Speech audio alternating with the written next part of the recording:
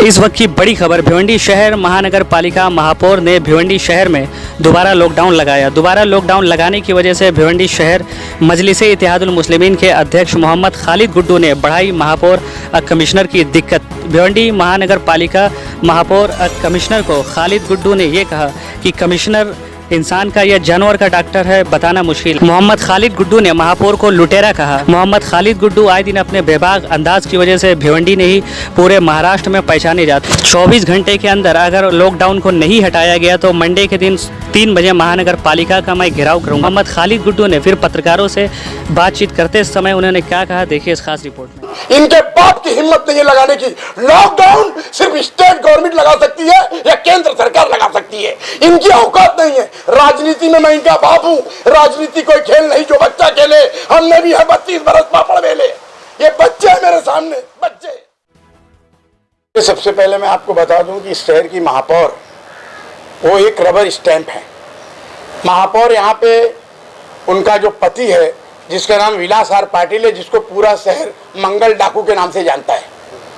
ये शहर के टॉप 10 लुटेरे हैं जो अलग अलग पार्टी में है। कोई बीजेपी में है, कोई सेना में है, कोई कांग्रेस में है और कोई अपक्ष पार्टी बना के है।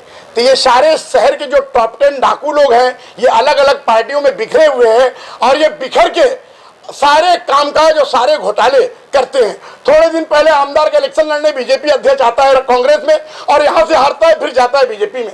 आपको बताने की जरूरत नहीं, पूरा शहर जानता है कि ये टॉप 10 डाकू है और ये पूरे शहर को बर्बाद कर दिए। लॉकडाउन इनके बाप की हिम्मत नहीं है लगाने की। लॉकडाउन सिर्फ स्टेट गवर्नमेंट लगा सकती है या केंद्र सरकार लगा सकती है। इनकी औकात नहीं है। ये जैसा कमिश्नर है जानवर का डॉक्टर, वैसे ही महापौर है शहर का लुटेरा।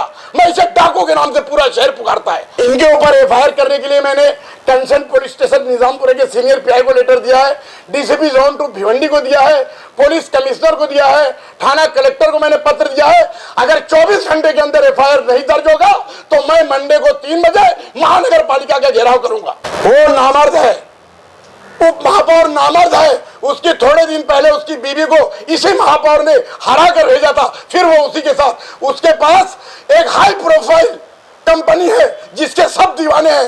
वो हाई प्रोफाइल कंपनी को दिखाकर वो सबको बेवकूफ बना के राजनीति करता है। मेरे जैसा जनता का नुमाइंदा नहीं है। वो सिर्फ हाई प्रोफाइल चीज को दिखा के वो अपनी राजनीति करता है। लॉकडाउन 24 घंटे में म्युनिसिपल कमिश्नर ओपन नहीं करेगा तो म्युनिसिपल कमिश्नर को ये आरोपी करके उसके ऊपर भी केस दर्ज होगा। आपने कहा पत्र व्यवहार किया है? देखो, कलेक्टर ठाणे उद्धव जी ठाकरे, मुख्यमंत्री महाराष्ट्र, ये अपना महानगर पालिका के आयुक्त, डीसीपी जोन 2 भिवंडी और वरिष्ठ पुलिस निरीक्षक निजामपुरा। लॉकडाउन का जो अधिकार है वो स्टेट गवर्नमेंट ऑफ महाराष्ट्र और केंद्र सरकार के पास ये है और ये किसी के पास नहीं है। आपने देखा पूरे हिंदुस्तान में किसी और महानगर पालिका ने, कोई और जिला अधिकारी ने लॉकडाउन लगाया? ये साले नालायक लोग जिनको कानून का पता नहीं, साले बिकाऊ लोग ये इस शहर में लॉकडाउन लगाएंगे। इनकी औकात नहीं है। राजनीति में मैं इनका बाप हूँ। एक शेर के साथ मैं बोलता हूँ, राजनीति कोई खेल नहीं जो बच्चा खेले। हमने भी है 32 बरस पापड़ बेले। ये बच्चे हैं मेरे सामने, बच्चे।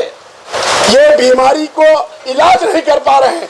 इनके आईजीएम हॉस्पिटल में वेंटिलेटर मशीन नहीं है, गैस सिलेंडर नहीं है। ये सही से पेशेंट का इलाज नहीं कर सकते, इसलिए लॉकडाउन लगा के अपनी काली करतूत को छिपा रहे हैं। तो इनका मुद्दा एक ही है कि सारे शहर के लोग मेरी आवाज में आवाज मिलाकर बिल नहीं भरना है, नहीं भरना है, नहीं भरना है। सरकार को झुका के रहेंगे अपन और पूरे महाराष्ट्र की बिल माफ करा के रहेंगे। देखिए, इनके टॉप 10 का एक आमदार बंबई से 10 दिनों में आके रईस शेख ने उसको गिरा दिया, तो ये टॉप 10 का एक हिस्सा गिर गया। रईस को रईस अल्लाह ने बनाया है, यहाँ की जनता ने बनाया है, ये नगर सेवकों के बाप ने नहीं बनाया है। उसके ऊपर आरोप नहीं लगाना चाहिए। अभी 6 महीना हुआ, जो 10 साल यहाँ का आमदार था उससे सवाल करने का, रईस शेख से नहीं करने का। और रईस शेख से करना है तो आपको